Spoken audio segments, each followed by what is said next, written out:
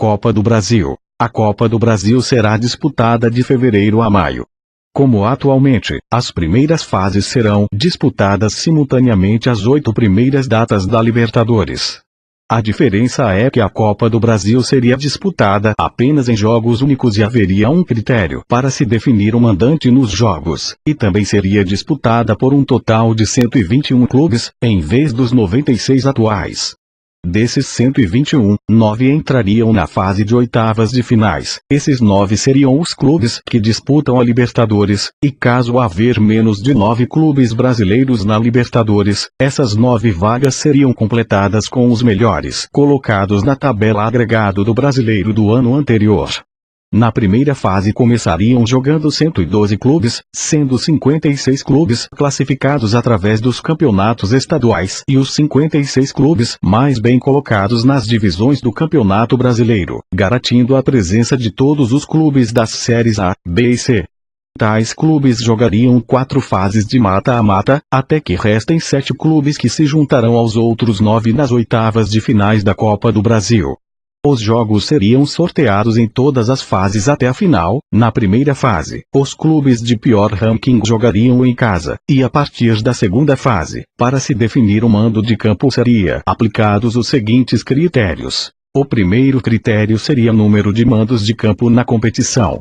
Os clubes que avançaram até determinada fase com mais jogos como visitantes em relação aos seus adversários, teriam o direito de jogar em casa, e seriam colocados no pote dos mandantes, no sorteio.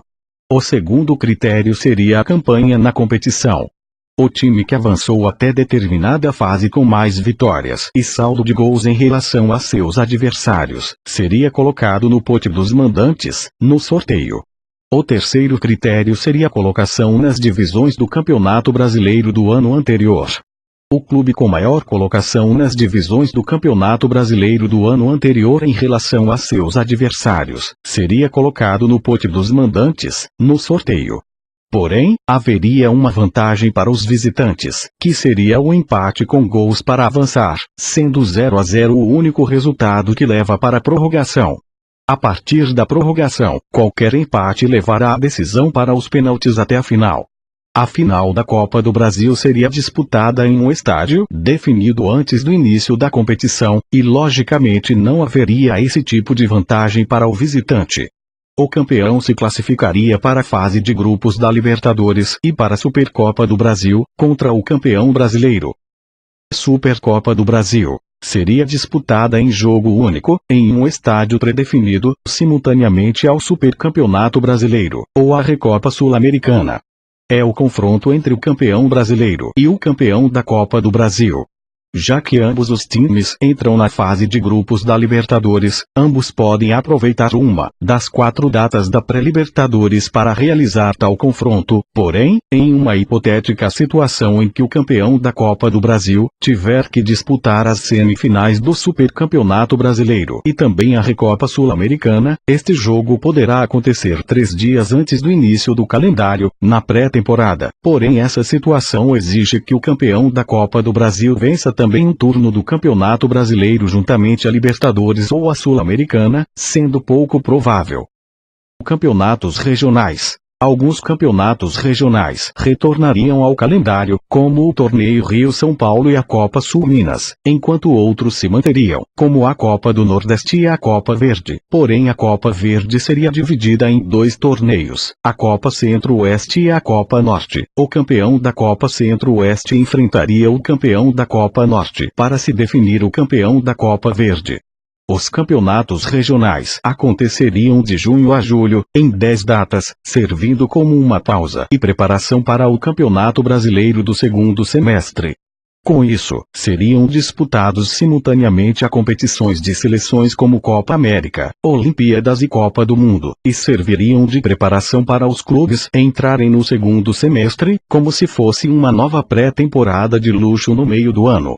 Também nesse período haveria a janela de transferência de jogadores, ao qual os clubes perderiam alguns jogadores, mas contratariam outros, permitindo com que tais competições regionais possam ser usadas para testar e formar os times, para que possam chegar fortes nas competições mais importantes. Também, os 4 campeões regionais se classificariam para a Copa dos Campeões Regionais, uma competição que seria disputada simultaneamente à Pré-Libertadores e daria vaga ao clube vencedor na fase de grupos da mesma.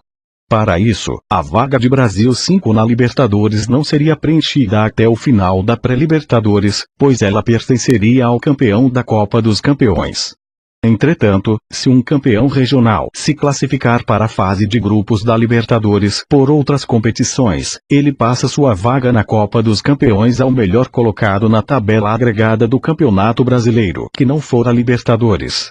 Caso um time se classifique tanto para a Copa dos Campeões, quanto para a Pré-Libertadores, terá uma semana para optar qual competição irá jogar, passando sua vaga ou na Copa dos Campeões, ou na Pré-Libertadores ao time de melhor colocação na tabela agregada do Campeonato Brasileiro depois dele. Também, os clubes que disputam o regional entrarão na fase final de seus estaduais. Copa dos Campeões. A Copa dos Campeões, competição jogada entre 2000 e 2002, retornaria ao calendário simultaneamente à Pré-Libertadores, funcionando como uma espécie de Pré-Libertadores nacional.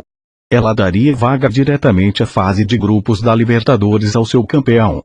Os clubes participantes seriam a princípio os 4 campeões regionais do ano anterior, porém, caso um campeão regional se classificasse à fase de grupos da Libertadores por outra competição, ou se optasse por jogar a Pré-Libertadores, o melhor colocado na tabela agregada do Campeonato Brasileiro que não estiver na Libertadores ocupará esta vaga.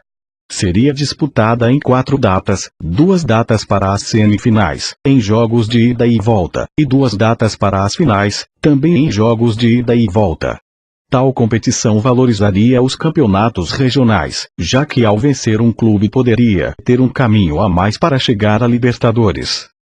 Campeonatos estaduais seriam disputados em junho e julho, servindo como uma pausa e preparação para o Campeonato Brasileiro do segundo semestre.